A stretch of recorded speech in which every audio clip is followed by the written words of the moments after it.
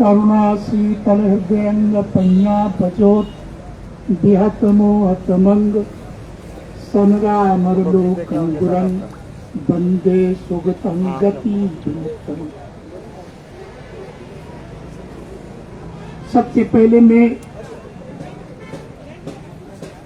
बोधगया महाबोधि महाविहार की मुक्ति के लिए प्रयासरत जो इसके संचालक हैं, जो यहाँ चल रहा है प्रदर्शन, उन सभी कर्मठ भिक्षु और उपासकों के प्रति मैं अपना समर्थन व्यक्त करता हूँ। साथ ही ये आशा करता हूँ कि अच्छा काम करने वाले के काम में परेशानी आती ही है। पत्थर उन्हीं वृक्षों पर मारे जाते हैं कि जिन पर फल होते हैं। बुराइयां भी उन्हीं लोगों की होती हैं जो कुछ करते हैं। परेशानी भी उनके सामने ही आती है जो कुछ काम करते हैं। तो आज महाबोधि महाविहार मुक्ति आंदोलन का जो नेतृत्व कर रहे हैं, मैं उन सब के प्रति अपनी हार्दिक मंगल कामना करता हूं कि आप प्रयासरत रहिए। संसार में कुछ भी असंभव नहीं है। जो प्रयास करते हैं उन्हें सफलता जरूर मिलती है। लोग उत्तेजित हो गए क्योंकि तथागत के सामने भी ऐसी बात आती थी। एक व्यक्ति तथागत के पास गया और कहने लगा कि भगवान, क्या आपको कभी क्रोध आता है? तो बुद्ध समझ गए कि ये कहना क्या चाहता है।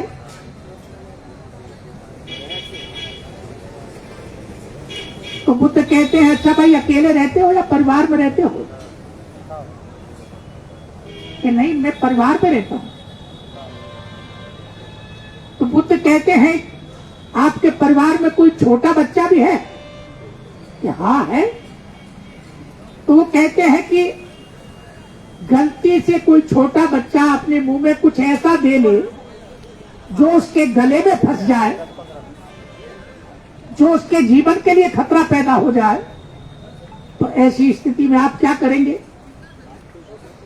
तो व्यक्ति कहता है कि भगवान, जितनी जल्दी हो सकेगा उसके गले से उसे निकालने का प्रयास करेंगे। बुद्ध कहते हैं कि यदि वो ऐसी स्थिति में पहुंच जाए कि वो साधारण तरीके से न निकाल लेंगे तो क्या करेंगे?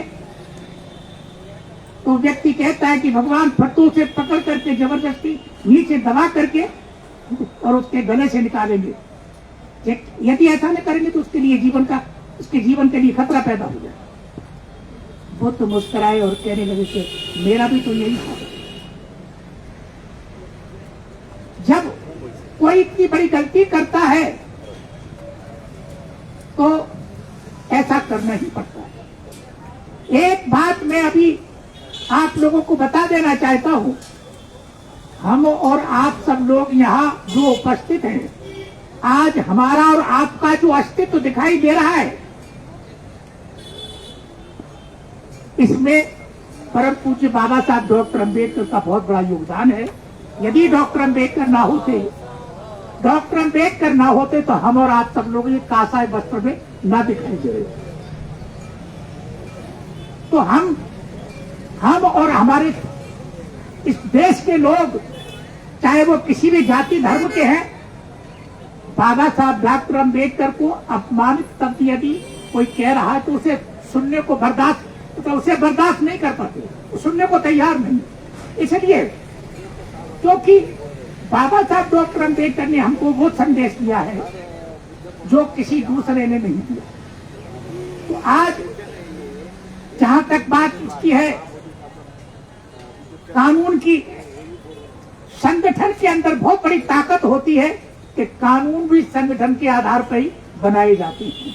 यदि हम सब लोग संगठित हो जाए तो हमारे पक्ष में भी कानून बनाया जा सकता है, बशर्ते हम संगठित हों। लेकिन संगठित होने के लिए, संगठन पैदा करने के लिए हमको अनुशासित जीवन जीना पड़ेगा, मतलब अनुशासन का पालन करना पड़ेगा। अभी देखिए एक बात कह दिया, पटेल साहब ने बोल दिया था कि हम कि ये सब हिंदू साधु जैसे लग रहे, तो बात सही भी कह रहे थे, क्योंकि हमने अनुशासन का पालन नहीं किया, हम अनुशासित नहीं है। और अनुशासित नहीं है तो चलो ये ना कहेंगे तो कोई और कहेगा। तो इसलिए हमें इस बुराई से बचना है, तो पहले हमको अपने जीवन में अनुशासन का पालन करना। देखिए तथागत कहते थे,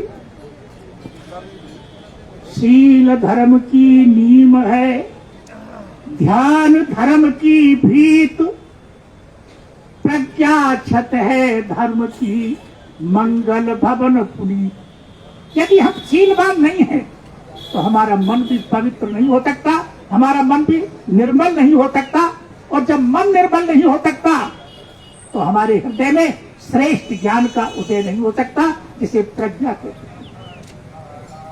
यदि जब श्रेष्ठ ज्ञान का उदय नहीं हो सकता तो जिस उद्देश्य की पूर्ति के लिए हमने घर छोड़ा, परिवार छोड़ा, बीवी बच्चे छोड़े, और ये कासाय वस्त्र पहन करके घर घर हम भिक्षा मांगते फिरते हैं, ये सब इसीलिए कि हम अपने मन को नितांत निर्मल बनाए।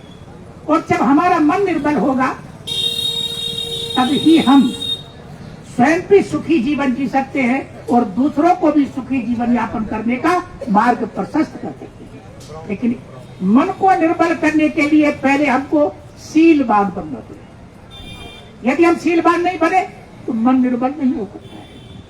तो तथागत ने हमको शीलवान बनने के लिए संदेश दिया। अभी देखिए करुणाशील बाहुल जी बता रहे थे, यहाँ पर करुणाशील बाहुल जी ने भी ये बताया कि यदि मन को हमें निर्मल बनाना है तो मन को निर्मल बनाने के लिए हमें पहले मन को देखना पड़ेगा। और मन को कैसे देखेंगे?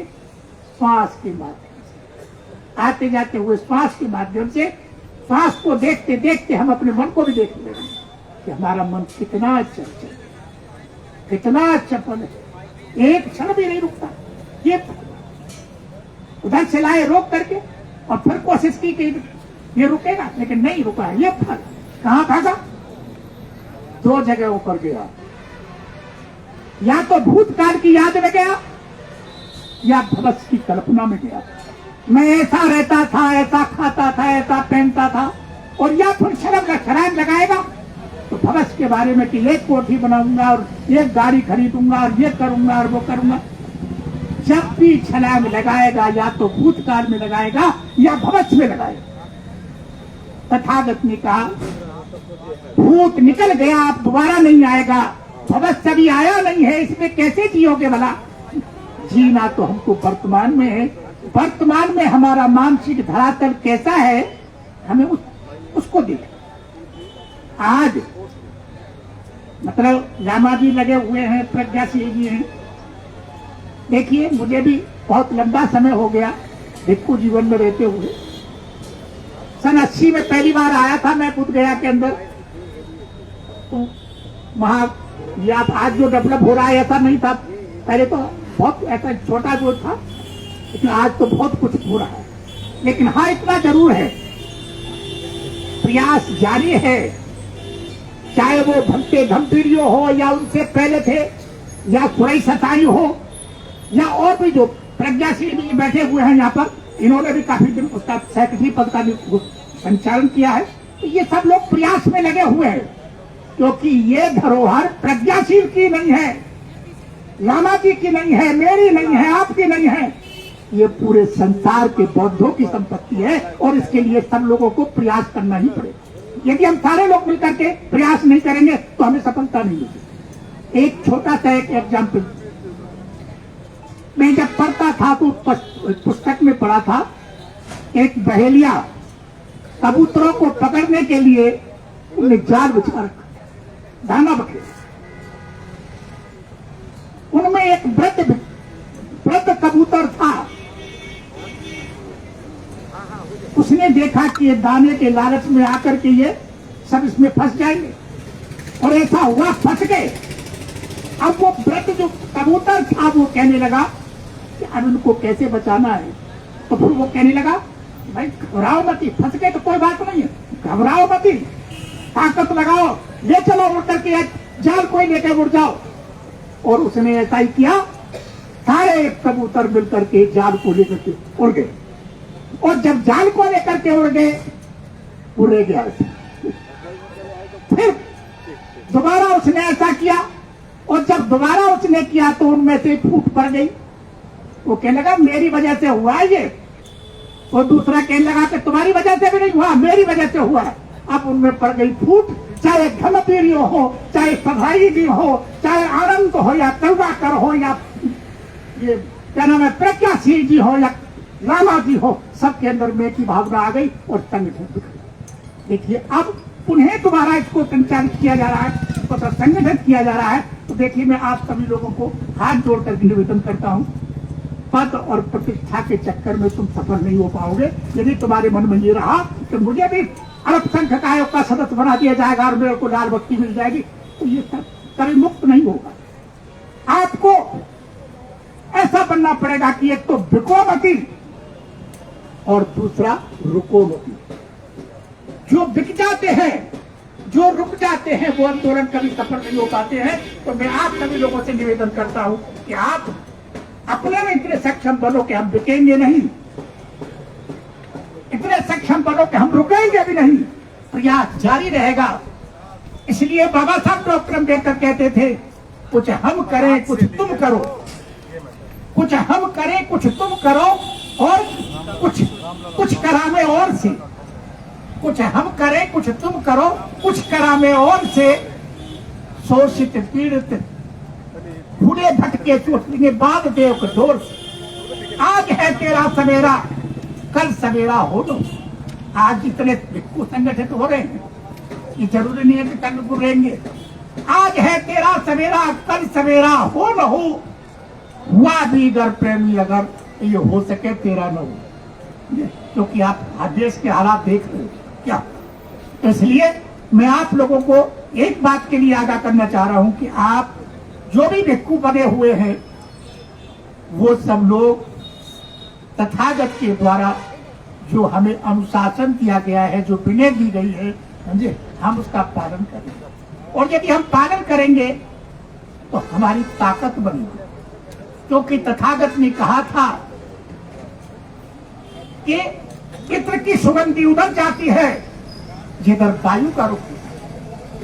इत्र की सुगंधी तो उधर जाती है जिधर वायु का रुख होता है, और शील और सदाचार की जो सुगंधी है वो चाहो दिशाओं में जाती है। इसलिए हमें शीलवान बनना पड़ेगा, और जब शीलवान बनेंगे तो हम अपने लक्ष्य को प्राप्त करने में सफल हो जाएंगे। तो मैं इस कार्यक्रम के जो आयोजक हैं, जो इसका नेतृत्व कर रहे हैं, मैं उन लोगों से भी आशा करता हूं कि देखिए मैं प्रयास करूंगा कि मैं बुद्ध पूर्णिमा से पहले मतलब बुलंदशहर से 2-3 बस भर करके लोगों को लेकर के आने का प्लानिंग है। तो बुलंदशहर से 2-3 बस भर के लेके आएंगे। ऐसा पहली बात ये हमारा अपना स्वास्थ्य ठीक नहीं रहता है, लेकिन फिर भी कोशिश करेंगे। यदि सफल हो जाते हैं तो अच्छी बात है, प्रयास ही कर सकते हैं। तो मैं आशा करता हूँ कि प्रज्ञाशील जी, लामा जी और मतलब जो वो विनयचार्य है, क्या नाम उसका, वो सब आप सब लोग मिलकर के प्रयास करते रहिएगा। यदि आपने सही मन से प्रयास करते रहे और बिके नहीं और रुके नहीं, तो मेरा विश्वास है कि महाबोधि महाविहार अब मुक्त होकर ही रहेगा। ऐसी हम आशा करते हैं। इन्हीं शब्दों के साथ मैं अपनी बात समाप्त करता हूँ। धन्यवाद। आप सबका मंगल हो, सुखी रहे, दीर्घ जीवी।